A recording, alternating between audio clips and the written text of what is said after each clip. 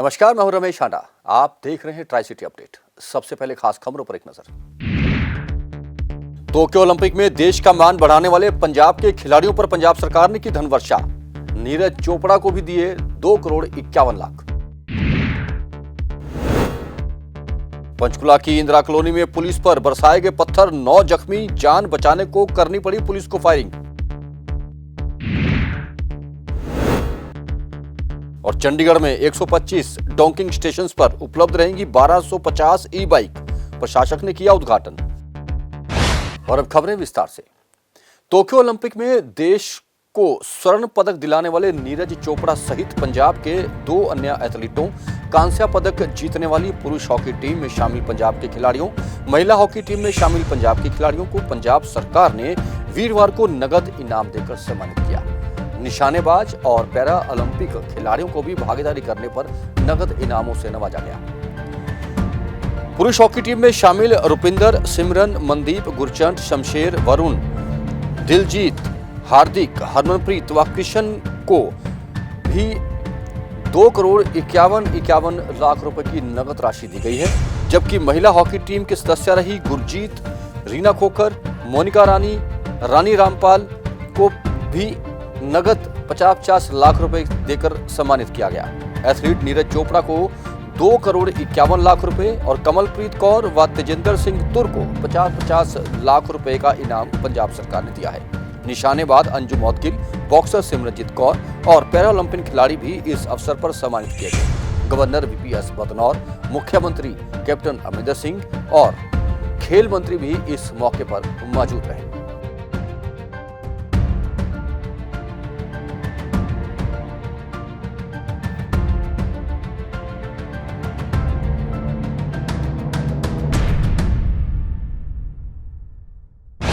पंचकुला की इंदिरा कॉलोनी में 2 गुटों में झगड़े की सूचना के बाद वहां पहुंची पुलिस पर लोगों ने पत्थरबाजी शुरू कर दी।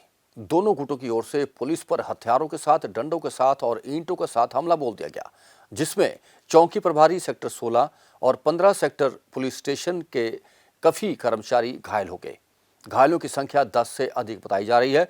पुलिस को वहां से भागकर अपनी जान बचानी पड़ी और अपने बचाव में फायरिंग भी करनी पड़ी। बुधवार देर रात इस घटना के बाद वीरवार सुबह पुलिस ने कॉलोनी में फ्लैग मार्च किया और कई लोगों को हिरासत में लेकर पूछताछ की जा रही है।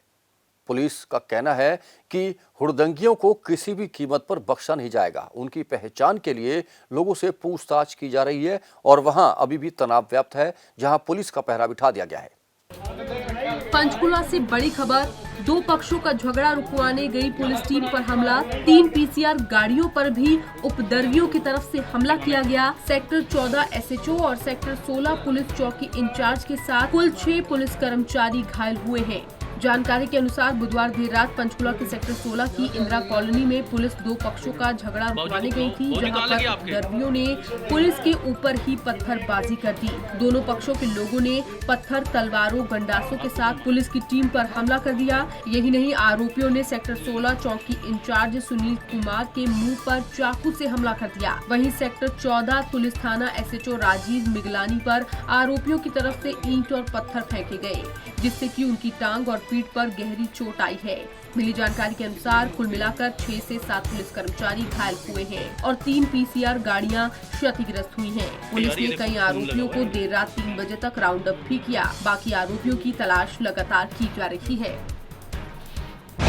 सेक्टर 16 स्थित शांति कुंज में डंकिंग स्टेशन पर प्रशासक VP सिंह बदौर ने पब्लिक बाइक शेयरिंग बेसिक पर साइकिल चलाने का उद्घाटन कर दिया है। चंडीगढ़ में 1250 ई बाइक्स 155 डॉकिंग सेंटर पर उपलब्ध रहेंगी, जहां से घंटे के हिसाब से लोग इन्हें लेकर दूसरे डॉकिंग सेंटर पर खड़े कर अपने कामकाज निपटा सकेंगे। स्मार्ट सिटी प्रोजेक्ट के अंतर्गत गुरुवार को शहर में 1250 और साइकिल चलेंगी। स्मार्ट सिटी प्रोजेक्ट के अंतर्गत गुरुवार को शहर में 1250 और साइकिल चलेंगी। ये साइकिल 155 डॉकिंग स्टेशन पर मिलेंगी। प्रशासक VP सिंह बदनौर ने सेक्टर 16 शांति कुंज के डॉकिंग स्टेशन पर पब्लिक बाइक शेयरिंग बेसिस पर साइकिल चलाने का उद्घाटन किया, जिसके बाद प्रशासक बदनौर ने भी स्मार्ट बाइक्स को चलाया। सभी डॉकिंग स्टेशन पर बिजली कनेक्शन लिए गए हैं, जहां ई साइकिल चार्ज होगी। साइकिलों में 40% नॉर्मल बाइक्स जबकि 60% ई बाइक्स शामिल हैं। ये प्रोजेक्ट 4 फेज का है जिसमें 617 डॉकिंग स्टेशन बनाए जाने हैं। पहला फेज गुरुवार को शुरू हो गया है जिसके तहत 1250 साइकिल चलेंगी। वहीं दूसरा फेज नवंबर से शुरू होगा जिसमें 155 डॉकिंग स्टेशन पर 1250 साइकिलें चलेंगी। प्रदूषण का जहाँ तक सवाल है, वैसे अगर चंडीगढ़ को देखा जाए बहुत सारे शहरों से बहुत अच्छा है और हम इसको इसी तरह से मेंटेन करना चाहते हैं। उसका एक ही रास्ता है कि हम जो भी हमारा ट्रांसपोर्टेशन के मोड्स हों वो इको फ्रेंडली हों और एफिशिएंट हों और लोगों के लिए सेहत के लिए भी अच्छा हो। तो ये स्मार्ट बाइक सिस्टम जो है उसी का एक ओवरऑल प्रोजेक्ट का पार्ट है। इसी तरह से जैसे हमने इलेक्ट्रिक बसेस भी कल शुरू की हैं तो वो भी इसका ओवरऑल पार्ट है। तो अब ये है कि हमें इन अल्टरनेटिव मोड्स ऑफ ट्रांसपोर्ट को लोगों में पॉपुलराइज करना है। तो उसी की तरफ एक ये हमारे सारे प्रयास चल रहे हैं। ई बाइक जो आज साइकिल शेयरिंग का जो प्रोजेक्ट जो शुरू हुआ है ई बाइक शेयरिंग का, ये चंडीगढ़ के लिए तो बहुत ही फ़ायदेमंद है। और इसकी शुरुआत अगर आपको भी थोड़ा सा पता होगा 2018 में ही ये शुरुआत करी थी। हमारे कॉरपोरेशन में भी सबको इंस्ट्रक्शन करी थी, ऑफिसर्स को भी और लोग भी, कि हफ्ते में एक दिन साइकिल पे आएंगे। तो उसकी शुरुआत थी। बट स्मार्ट सिटी के माध्यम से ये जो प्रोजेक्ट अब आज लॉन्चिंग हुई है जिसकी गवर्नर साहब के माध्यम से, तो चंडीगढ़ के लिए बहुत ही अच्छा प्रोजेक्ट है और बहुत इससे भी और पहले इसको शुरू कर लेना चाहिए था, मगर अब बहुत सही समय पे। और इसके लिए हमें अभी स्मार्ट सिटी में ऑल इंडिया की जितनी स्मार्ट सिटी है उसमें 1 करोड़ रुपए का प्राइज़ भी अभी रिसेंटली मिला है। तो स्मार्ट सिटी जिस तरह से काम कर रही है और शहरवासियों को सुविधाएं दे रही है, ये बहुत ही सराहनीय है। और स्मार्ट सिटी के माध्यम से अब मैं बिल्कुल शहरवासियों को ज़रूर ये कहना चाहता हूँ कि स्वस्थ रहने के लिए आप ये साइकिल ज़रूर चलाएं और सुबह चाहे शाम जब भी समय मिले, और अपनी छोटी नज़दीक की जगह पे जाने के लिए खासकर साइकिल का यूज़ करें। इससे प्रदूषण भी कम होगा, शहर में आपका अपनी भी सेविंग होगी क्योंकि आपको गाड़ी लेके निकलना पड़ता है, पार्किंग की दिक्कत है। तो ये साइकिल बहुत ही अच्छा जो एक शुरुआत है चंडीगढ़ में। चंडीगढ़ में हमारा कॉन्ट्रैक्ट है चंडीगढ़ स्मार्ट सिटी से। वो कॉन्ट्रैक्ट के अंदर हम चालू करें आज 155 बाइक स्टेशंस विथ 1250 बाइसिकल्स। ये बाइसिकल्स में हमारा इलेक्ट्रिक स्मार्ट बाइक्स है और हमारा नेक्स्ट जेन बाइक्स है। हम इसको कहते हैं नेक्स्ट जेन क्योंकि इसमें चेन नहीं है, बिना चेन शाफ्ट से चलेगा। इसलिए हम बोलते हैं नेक्स्ट जेन बाइक्स। और ये पूरा मिला के 1250 साइकिल्स आज से चालू है और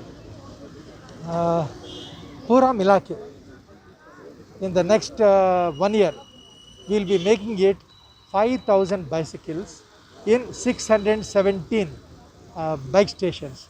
So entire Chandigarh city will be covered and it will become a truly cycling city, not just cycling city, India's best cycling city. बता दें कि जब से कोविड की शुरुआत हुई है लोग अपनी सेहत के लिए और सजग हो गए हैं। पहले के मुकाबले अब ज्यादा लोग सैर और साइकिलिंग करते नजर आते हैं।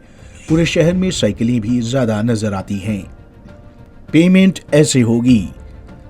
साइकिल लॉक होते ही ऐप के वॉलेट फीचर से आपकी पेमेंट कट जाएगी। ये पेमेंट पेटीएम या गूगल ऐप से पेमेंट होगी। गूगल प्ले स्टोर में स्मार्ट बाइक ऐप डाउनलोड करनी होगी या डॉकिंग स्टेशन पर लगे एडवर्टाइजमेंट बोर्ड पर कंपनी की ऐप का QR कोड बना हुआ है, उसे मोबाइल से स्कैन करने पर स्मार्ट बाइक ऐप खुलेगी। इस ऐप में अपना आधार नंबर या ऑफिस का आइडेंटिटी कार्ड नंबर लिखना होगा। इस ऐप में स्कैनिंग का फीचर है। किसी भी डॉकिंग स्टेशन पर खड़े साइकिल के पीछे लिखे नंबर को स्कैन करते ही उसका लॉक खुल जाएगा। जिस डॉकिंग स्टेशन पर उतरना है वहां दोबारा साइकिल का नंबर स्कैन करने पर साइकिल लॉक हो जाएगी। पंजाब केसरी टीवी चंडीगढ़ के लिए भागवत सिंह की रिपोर्ट। चंडीगढ़ में वीरवार से कॉलेज खुल गए हैं जिसके कारण बड़े दिनों बाद कॉलेज में स्टूडेंट्स आए। हालांकि इस दौरान कोरोना नियमों की पालना का पूरा ध्यान रखा गया था। कॉलेज आने की अनुमति उनके पेरेंट्स से लेने के बाद ही यहां वे पहुंचे थे। कोरोना वैक्सीन जिन स्टूडेंट्स को लग गई है उसके अंतर्गत उन्हें कम से कम वैक्सीन की 1 डोज लगी होनी चाहिए। कॉलेज में प्रवेश तभी करने दिया जाएगा जब वह वैक्सीनेशन का सर्टिफिकेट दिखाएंगे, जिसके लिए नोडल अफसर भी नियुक्त किए गए थे, जो कि इन नियमों का पूरी तरह से पालना करते दिखाई दिए। चंडीगढ़ में वीरवार को कॉलेज खुल गए और जिसके बाद बड़े स्तर पर छात्रों की कॉलेज में एंट्री हुई। इस दौरान कॉलेज एंटर करते ही छात्रों के चेहरों पर जहां रौनक देखी गई, तो दूसरी ओर कोरोना नियमों के पालन को लेकर जो दिशा निर्देश जारी किए गए थे उनकी पालना करते हुए भी कॉलेज प्रशासन और छात्र वर्ग नजर आया। सर बहुत अच्छा लगा सर, हमारे टीचर्स का काफ़ी सहयोग है हमें। और सर ये हमारे ऊपर ही है कॉलेज कब तक खुल रहेंगे। अगर हम सारे सोशल डिस्टेंसिंग का, कोविड गाइडलाइंस का पालन करेंगे तो कॉलेज लगातार खुले रहेंगे। और सर ऐसा काफ़ी अच्छा लगा है कॉलेज आए तो। ऑनलाइन क्लासेस में इतना कुछ समझ आता नहीं था, ऑफलाइन में आए हैं तो इस उम्मीद के साथ आए हैं हमें अच्छा पढ़ाई मिलेगी, समझ में आएगा सब कुछ, इसी उम्मीद के साथ आए। और हमें टीचर का काफ़ी सहयोग मिला है और हम आते रहेंगे जब तक ऐसे कॉलेज सहयोग देता रहेगा। बहुत ही अच्छा फील हो रहा है क्योंकि 2 साल घर बैठे, वैसे ही आपको पता है बच्चे आजकल कुछ कर नहीं रहे थे और हम भी इंटरनेट सब कुछ हुआ बड़ा, तो इंटरनेट में कहाँ पढ़ाई होती है आजकल। जहाँ पे कई हमसे छुट्टी बच जाती थी, कई टीचरों से छुट्टी बच जाती थी, तो अब कॉलेज खुला तो अब आस है कि अब अच्छी पढ़ाई होगी और अच्छे नंबरों से आएंगे और इस बार अच्छा रिज़ल्ट भी दिखने को मिलेगा, ये भी पक्का है, अच्छी आस है। और जो भी एकेडमी को खेलों में भी बच्चे आएंगे इस बार, क्योंकि सब कुछ खुल चुका है और कॉलेज में, क्योंकि अच्छा कॉलेज में भी अच्छा जाके फील हो रहा है। और सारा ही जो भी कोरोना प्रोटोकॉल का फॉलो हो रहा है, सब प्रोटोकॉल्स फॉलो हो रहे हैं, हर टाइम मास्क, हर टाइम स्क्रीनिंग हो रही है और हर टाइम यहाँ पे सैनिटाइज़र हर जगह, हर 10 मीटर के बाद सैनिटाइज़र लगे हुए हैं। और इसलिए कोई वो नहीं है कि हो कुछ खतरे का कोई निशान नहीं है, इसलिए हम। इस दौरान छात्रों ने कहा कि बेशक ऑनलाइन क्लासेस चल रही थी, लेकिन कॉलेज आकर क्लास लगाने और ऑफलाइन पढ़ाई करने में अलग ही एहसास है। अच्छा लग रहा है सर, दोबारा सबसे मिलने का मौका मिल रहा है। जो ऑनलाइन नहीं समझ आता था तो सर के सामने फेस टू फेस अच्छा समझ आ रहा है सर। क्योंकि पढ़ाई में थोड़ा कम था, ऑनलाइन इतना नहीं समझ आता, तो अब थोड़ा अच्छा लग रहा है कि समझ आएगा अब सब स्टडी बेस। पढ़ाई अच्छी चल रही है यहाँ पर, वैसे सोशल डिस्टेंसिंग हर एक, मतलब कोविड के हर एक चीज़ को फॉलो करा जा रहा है यहाँ पे, नॉर्म्स वगैरह को बहुत अच्छे से। काफ़ी टाइम के बाद अगर कॉलेज खुल रहे तो सारे लोगों को मतलब नॉलेज मिलेगी अब कम से कम। एटलीस्ट ऑनलाइन में थोड़ी सी दिक्कत होती थी पर ऑफलाइन में नहीं हुई। वहीं सेक्टर 46 कॉलेज की प्रिंसिपल डॉक्टर आभा ने बताया कि इसमें कोई दो राय नहीं कि स्टूडेंट ऑनलाइन क्लास की जगह ऑफलाइन ज्यादा समझते हैं, लेकिन इसे दरमियान क्लासेस के फायदे और कोरोना से होने वाले नुकसान को भी समझना चाहिए। ऐसे है कि इसमें तो कोई है ही नहीं दो राय कि जो फिज़िकल क्लासेस हैं उस वो डेफिनेटली जो teachers are able to communicate with their students in a much better way. तो उसमें क्या होता है कि अगर कोई क्वेश्चन है या कुछ उनकी क्वेरी है, वो immediately on the spot the teacher can clear, ठीक है, वो तो है ही है। और एक मैं कह सकती हूँ कि एक जो सोशल हमारा रिलेशनशिप है टीचर और शिष्य का और स्टूडेंट का, वो भी ऐसे ही बन पाता है। नो डाउट कोविड करके हम लोगों को ऑनलाइन क्लासेस लेनी पड़ी और उसमें उसका एक प्लस पॉइंट ये रह गया कि हम टीचर्स को भी एक अपडेट हो गए हम। सो एक जो वो ऑब्सोलीट वाला है इसमें वो ख़त्म हो गया एंड बहुत सारे जो अगली पुरानी जनरेशन के भी जो टीचर्स थे उनको सब पता लग गया कि कैसे हमने स्लाइड्स बनानी है, प्रेजेंटेशंस देनी है और कैसे बच्चों की अटेंडेंस लेनी है। So that was the only plus point. कुछ देर के लिए ये ठीक था, लेकिन अल्टीमेटली जो अच्छी तरह से जो पढ़ाना है ऑफ कोर्स फिज़िकल क्लासेस ही है। हमारे यहाँ आज कॉलेज का फर्स्ट डे था और हमने कोविड के नाम्स का ध्यान रखते हुए और सावधानी बरतते हुए सिर्फ बीए सेकेंड ईयर या सेकेंड ईयर की क्लासेस के बच्चों को ही बुलाया है। और मुझे बताते हुए बड़ी खुशी हो रही है कि फ़र्स्ट डे हमारे कॉलेज में बच्चों का टर्नआउट बहुत अच्छा रहा। अभी तक 150 से ऊपर लगभग बच्चे आ चुके हैं कॉलेज में और एसओपी का पूरा ध्यान रखा जा रहा है। हम उन बच्चों को एंट्री देने के लिए हमने सबसे पहले उनके वैक्सीनेशन का सर्टिफिकेट चेक कर रहे हैं, कम से कम एक वैक्सीन उनको लगी होनी चाहिए। उसके अलावा उन बच्चों को ये भी देखा जा रहा है कि सारे मास्क लगाए हुए हों, ये भी देखा जा रहा है कि प्रॉपर सैनिटाइज़ करें वो अपने हाथों को। बहुत सारी सैनिटाइज़र मशीनें हमने लगाई हुई हैं। तो एसओपी के साथ हम सुरक्षित रूप से इस कॉलेज को आज खोले हुए हैं और जैसा टर्नआउट है मुझे लगता है कि कॉलेज जो है वो बहुत अच्छे से शुरू हो जाएगा। फिलहाल चंडीगढ़ में वीरवार से कॉलेज खुल गए हैं, लेकिन पंजाब और बाकी राज्यों में स्कूल खुलने से जहां फिर से कोरोना महामारी के शिकारों की गिनती में वृद्धि होती नजर आ रही है, तो चंडीगढ़ में छात्र कैसे कोरोना को मात देते हैं ये अब देखने वाली बात होगी। पंजाब केसरी टीवी के लिए चंडीगढ़ से भागवत सिंह की रिपोर्ट। पंजाब के पूर्व डीजीपी सुमेश सिंह सैनी को विजिलेंस की ओर से दर्ज किए गए आय से अधिक संपत्ति जुटाने के मामले में पंजाब और हरियाणा हाई कोर्ट से बेल मिल गई है। आपको बता दें कि विजिलेंस ने सेक्टर 20 स्थित सुमेश सैनी के आवास पर 2 दिन तक लगातार सर्च किया था, जिसके बाद उनके खिलाफ और 4 अन्य लोगों के खिलाफ FIR दर्ज की गई थी। सुमेश सैनी ने मोहाली की अदालत में अग्रिम जमानत की याचिका दाखिल की थी, जिसे कोर्ट ने खारिज कर दिया था, जिसके बाद सुमेश सैनी पंजाब और हरियाणा हाई कोर्ट पहुंचे, जहां उनकी जमानत याचिका को मंजूर कर लिया गया। लेकिन साथ ही कोर्ट ने आदेश दिए हैं कि 1 सप्ताह के भीतर सुमेश सैनी विजिलेंस की इंक्वायरी ज्वाइन करें। वक्त और हालात इंसान की तकदीर बदल देते हैं, लेकिन कुछ लोग ऐसे हैं जो वक्त और हालात दोनों के आगे झुकते नहीं। ऐसा ही एक निडर महिला है शकुंतला। शकुंतला के घर के हालात कुछ इस तरह से बने कि उसे ड्राइवर बनकर ई-रिक्शा चलाना पड़ रहा है, और यही ई-रिक्शा चलाकर वह अपने घर का खर्च उठा रही है। बीमार पति का इलाज भी वह इसी ई-रिक्शा की कमाई से कर रही है। शकुंतला चंडीगढ़ के मौली जांगरा में रहती है, जिसके पति मानसिक तौर पर बीमार हैं और एक बेटा है, लेकिन वह नशे की लत में पड़ चुका है, जिस करके उसके आर्थिक हालत इतने बद से बदतर हो गए कि उन्हें अपना घर का खर्च उठाने के लिए ई-रिक्शा चलानी पड़ रही है।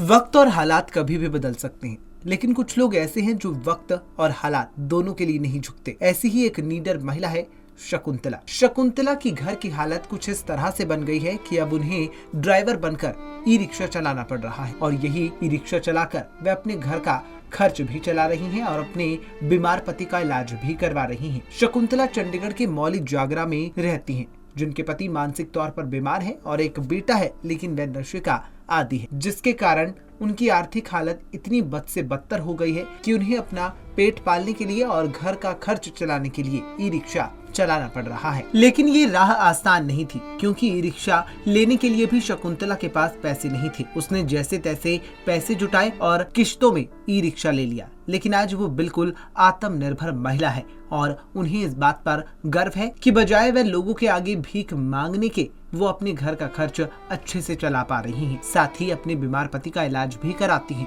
शकुंतला का कहना है कि वक्त और हालात कभी भी बदलें, लेकिन एक महिला को कभी भी किसी के आगे नहीं झुकना चाहिए, चाहे डगर कितनी भी मुश्किल हो। उन्हें इस बात की खुशी है कि वे कई महिलाओं के लिए मिसाल बन रही हैं। उन्हें कई लोग मिलते हैं तो उनकी सराहना भी करते हैं। मेरे को 5 साल हो गए चलाते हुए। क्या वजह रही कि आपको? मेरे घर वाला है नहीं, बेटा मेरा शराबी होके सड़कों में पड़ा रहता है, कोई है नहीं कमाने वाला। मान महसूस होता है मेरे को चला के ना, अपनी हिम्मत बनती है, मेरा 4 पैसों का काम भी होता है, रोटी भी कमा सकती हूँ मैं अपनी। मैं ना रोड पे छल्ली भूंजती थी, फिर मैंने कहा कि छल्ली भूंज के मुझे कुछ मिलता नहीं था। पुलिस वाले आके कभी इधर से हटा, इधर नहीं लगानी, उधर नहीं लगानी बोलते थे, तो फिर मैं बस ऐसे घुमाने लगी, फिर मैं चलाने लगी। हाँ, किस्त निकल जाती है, थोड़ी बहुत निकल जाती है। 6000 रुपये महीने की किस्त है, 200 रुपये निकाल लेती हूँ। बचत तो नहीं होती पर खर्चा चल जाता है। मैं ये कहना चाहती हूँ कि भाई हिम्मत करो और आगे आओ, अपनी मेहनत से कमाओ, किसी के आगे हाथ मत फैलाओ। जो आदमी भी अगर तुम्हारे ऊपर अत्याचार करते हैं, दारू शराब पीते हैं, अपनी मेहनत करो। आदमी को भी रोटी दे दो, नहीं कमाना चाहता तो घर में कलेश ना करो, रोटी उसको भी दे दो, तुम कमाओ मर्द की तरह, जनानी बन के खाओ। मेरा आदमी मेंटली डिस्टर्ब हो गया था, दिमाग में ब्रेन हैमर हो गया था, उसका इलाज चल रहा है, मेरी सास के पास है। मेरे को बहुत हिम्मत लगती है, बहुत ज़्यादा हिम्मत लगती है। मैं किसी के आगे हाथ नहीं फैलाती, अपने मेहनत करती हूँ और कमाती हूँ। उनको विश्वास ही नहीं होता, नहीं आंटी आप झूठ बोल रही हैं, आप नहीं चलाती हैं। मैंने कहा बेटा अभी तेरे सामने चलाऊंगी मैं, तू बैठ तो सही, 2 मिनट दे मेरे को, सवारी एक आधी और आ जाने दे, फिर मैं क्या कहते तेरे को लेके चलूँगा। अरे आंटी वेरी गुड आंटी, आपने तो कमाल कर दिया, हमें तो विश्वास ही नहीं आ रहा। मैंने सोचा सवारी बैठी, ऐसे बोलते हैं, खुश हो जाते हैं। कोई होते हैं नशेड़ी भंगेड़ी, बदतमीजी भी करने की कोशिश करते हैं, फिर मैं ऑटो खड़ा करके मैं कहती हूँ नीचे उतर जा तू बस। अगर करेगा तो फिर मैं 112 पे फ़ोन करूँगी, पुलिस बुलाऊंगी, फिर वो उतर जाते हैं। लोग कुछ नहीं कहते थे, ज़्यादा कुछ नहीं, चलो ठीक है अपना पेट पाल रही है बेचारी, बस ये ज़्यादा कुछ नहीं। कई लोग बदतमीजी, ऑटो वाले मेरे साथ बदतमीजी भी करते हैं, इसका पेट नहीं भरता, ये है, ये आ जाती है, कोई कुछ बोलता मेरे को, कोई कुछ बोलता। मैं खड़ी रहती हूँ, मैं कहा बेटा तुमने जो बोलना बोलना, मैंने मेहनत करनी है तो करनी है। मैं अपनी गाड़ी लगा देती हूँ, फिर मेरे को हटाने वाला कोई नहीं, मैं सवारी लेके ही जाती हूँ। बता दें कि चंडीगढ़ की सांसद किरण खेर खुद एक महिला है और उनके इस राज्य में कहीं कोई बॉक्सिंग चैंपियन युवती पार्किंग में पर्चियां काट रही है तो कोई महिला ई रिक्शा चला रही है और अपने घर का निर्वाह कर रही है। इससे साफ जाहिर होता है कि महिलाओं के हितों की बात करने वाले सांसद सिटी ब्यूटीफुल की महिलाओं के कितने हितों का ध्यान रख रहे हैं। जरूरत है तो प्रशासन को आगे आने की और महिलाओं को उन्नति की राह दिखाने की। पंजाब केसरी टीवी के लिए चंडीगढ़ से कुलदीप कुमार की रिपोर्ट। नेशनल लेवल की बॉक्सर रह चुकी रितु बॉक्सिंग और अपनी पढ़ाई छोड़ किस तरह एक पार्किंग में पर्चियां काट रही थी, यह मामला पंजाब केसरी ने उठाया था, जिसके बाद उसकी मदद के लिए लोग सामने आने लगे हैं। रितु को पार्किंग में काम कर पर्चियां काटते देख पंजाब केसरी की टीम ने इस खबर को प्रमुखता से लिया था, जिसके बाद रितु को भाजपा अध्यक्ष, चंडीगढ़ के मेयर और पार्किंग वाली कंपनी ने सहायता का आश्वासन दिया था। मेयर ने तो उन्हें बॉक्सिंग किट और ट्रैक सूट भी दिया था। रितु को एक साइकिल भी आज भेंट की गई। यह यूथ कांग्रेस के सदस्य ने उन्हें दी है, जिसमें रितु प्रैक्टिस के लिए साइकिल पर आ जा सके। यूथ कांग्रेस के अध्यक्ष मनोज लुबाना का कहना था कि रितु की कहानी उन सभी लड़कियों से प्रेरणा स्रोत रहा है। वह रितु की मदद को हमेशा आगे रहेंगे और उसे जब भी जरूरत होगी वह हाजिर रहेंगे। मनोज लुबाना ने कहा कि रितु को बॉक्सिंग के गुर सिखाने के लिए भी वे मदद करेंगे।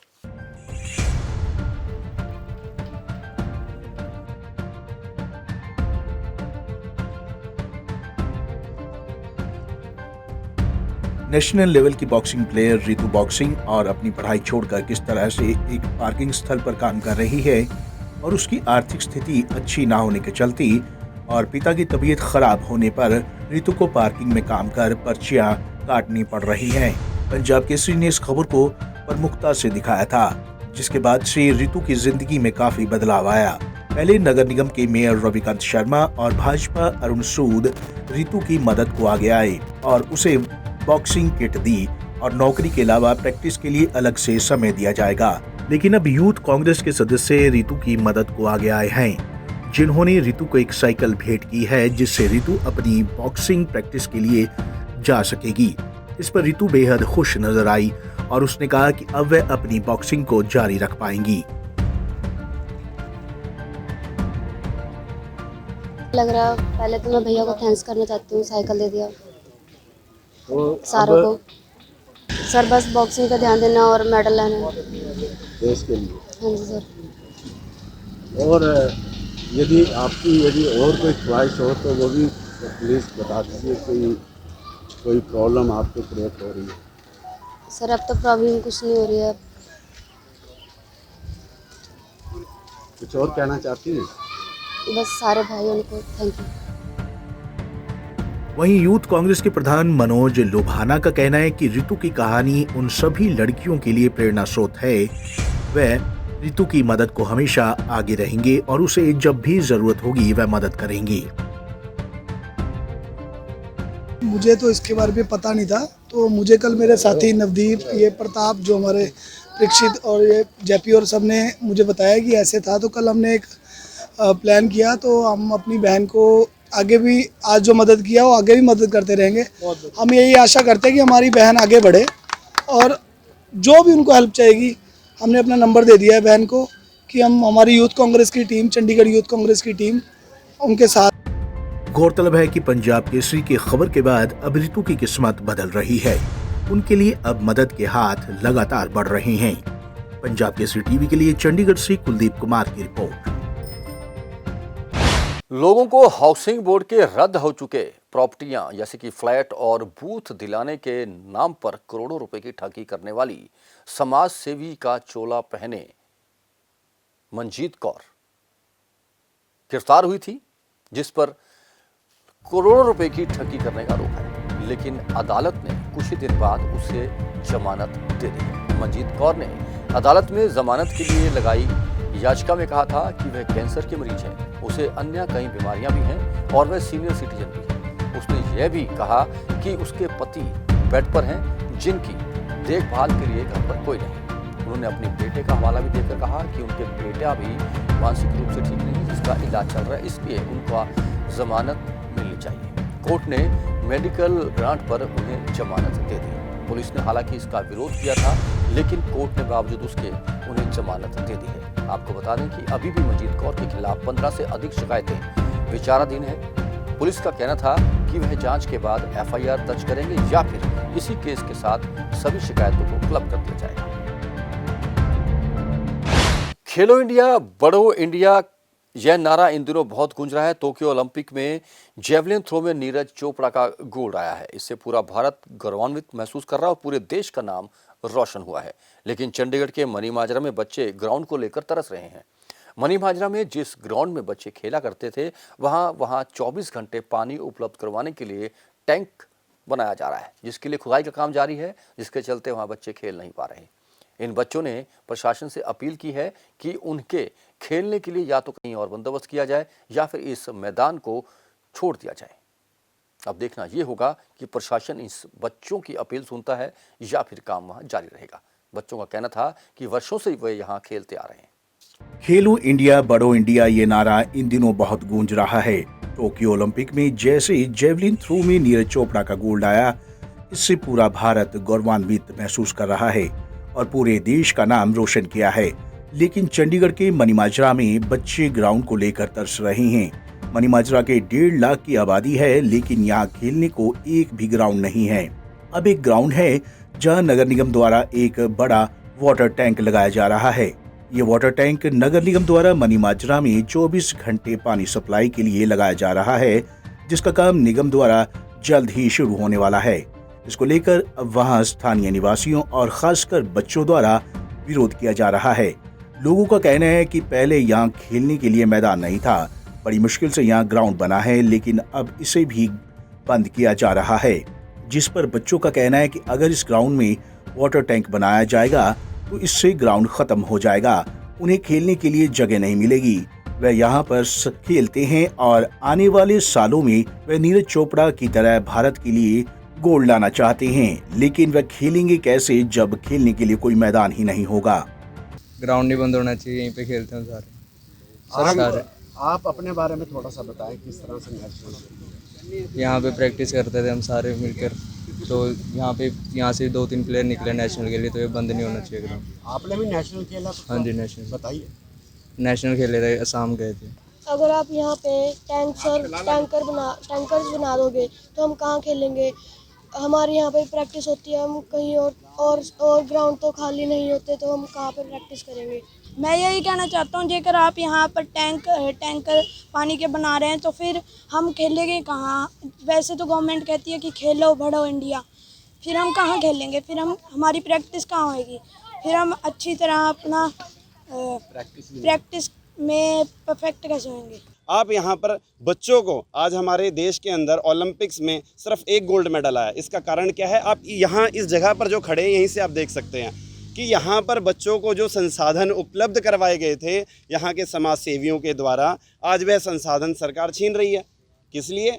इन बच्चों के भविष्य को आप कहाँ लेकर के जा रहे हैं? आप किस प्रकार खेलो इंडिया को आगे लेकर के जाओगे? अगर आप इस देश के इन भविष्य को उज्जवल नहीं बना सकते तो आप किसी भी उज्जवल देश की कामना नहीं कर सकते। अगर आप उज्जवल देश की कामना करना चाहते हैं तो आप इस ग्राउंड को और बेहतर तरीके से मेंटेन कराइए। लाखों रुपए खर्च करके आपने ग्राउंड बनाया था, आप उस ग्राउंड को ख़त्म करने जा रहे हैं 24 घंटे पानी का टैंक लगा करके, जबकि लोग मना कर रहे हैं कि हमें 2 घंटे के लिए पानी दे दीजिए, सुबह दोपहर शाम। तो हम मांग करते हैं नगर निगम से, चंडीगढ़ प्रशासन से कि कृपया अपनी नीति और नीयत को सही कर लीजिए और बच्चों को, जो आने वाले बच्चों का जो भविष्य है, इसको अधर में मत डालिए। फुटबॉल खेलते हैं हम यहाँ पे, और मतलब काफ़ी टाइम से खेल रहे हैं हम, करीब 5-6 ईयर्स हो गए हम यहाँ खेलते हुए। और आसपास की जितने भी हमारे इंदिरा कॉलोनी या फिर बैंक कॉलोनी, मतलब आसपास जितने भी सराउंडिंग एरियाज़ है, वहाँ से सभी प्लेयर्स यहाँ पे आते हैं और नेशनल भी खेले हैं, स्टेट भी खेले हैं, और उसके आगे मतलब आगे जो अकेडमीज़ क्लब्स होते हैं वहाँ पे भी काफ़ी ज़्यादा प्लेयर्स आ जाते हैं। तो पानी का टैंक तो बिल्कुल नहीं लगना चाहिए, क्योंकि ग्राउंड है ये, ग्राउंड में मतलब सभी बच्चे खेलते, तो यहाँ पे नहीं खेलेंगे। पार्क में हम लोग खेलते थे तो वहाँ पे जैसे खेलने नहीं देते, तो फिर उन्होंने कहा कि यहाँ खेलो। हमने ग्राउंड साफ़ किया, अपना मेंटेन करा पूरा। अब हमने मेंटेन करा है तो ये लोग टैंकी बनाएंगे तो फिर हम कहाँ खेल पाएंगे, क्योंकि और कोई नियर बाय हमें कोई प्लेस है नहीं। मैंने इसके लिए पहले भी संघर्ष किया था और मेरी पूरी टीम इसके लिए अब भी संघर्ष करेगी। और कारपोरेशन में यदि हमारी सरकार आती है तो ये इसका ग्राउंड नहीं बनने दिया जाएगा। वैसे तो इसको पहले ही नहीं बनने देंगे, जब बनाने लगेंगे तो उसके खिलाफ हम प्रदर्शन शुरू कर देंगे। यहाँ ग्राउंड नहीं बनने वालों जो टैंक बनाना चाहते हैं वो नहीं, या इसको ग्राउंड ही रखा जाएगा, क्योंकि ग्राउंड तो बच्चों को चाहिए। आज बच्चे जो हमारे छोटे हैं, घरों में तंग हैं, वो यहाँ के कोई क्रिकेट खेलता है, कोई वॉलीबॉल खेलता है, कोई बैडमिंटन खेलता है। एक बार उधर कैमरा घुमाओ को देखो कितना पैसा खर्च करके इन्होंने बैडमिंटन का उनका बनाया और वो बास्केटबॉल का बनाया। ये सब बना के उसको बंद क्यों करना चाहते हैं? जब जगह पड़ी है इनके पास क्यों नहीं बनाते? ये पार्षद क्यों सो रहे हैं, क्यों नहीं इस्तीफा देते कि हम इस्तीफा दे रहे हैं? इनको इस्तीफा देना चाहिए। मैं मांग करता हूँ कि इन दोनों पार्षदों को इस्तीफा देना चाहिए यदि यहाँ टैंक बनता है। बहरहाल अब देखना ये होगा कि सरकार कब तक इनकी समस्या का हल करती है। पंजाब केसरी टीवी के लिए चंडीगढ़ से भागवत सिंह की रिपोर्ट।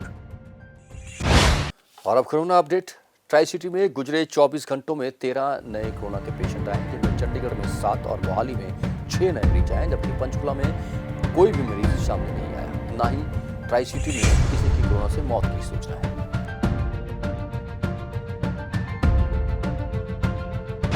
और मौसम। ट्राई सिटी में आज का अधिकतम तापमान 35.3 डिग्री सेल्सियस और न्यूनतम तापमान 26.8 डिग्री सेल्सियस रिकॉर्ड किया गया। मौसम में नमी की अधिकतम मात्रा 89% है।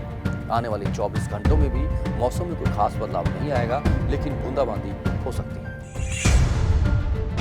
ट्राई सिटी अपडेट में अब तक के लिए इतना ही। फिर हाजिर होंगे कुछ और नई खबरें और सूचना लेकर। तब तक ट्राई सिटी की टीम के साथ रमेश हांडा को दीजिए इजाजत। नमस्कार।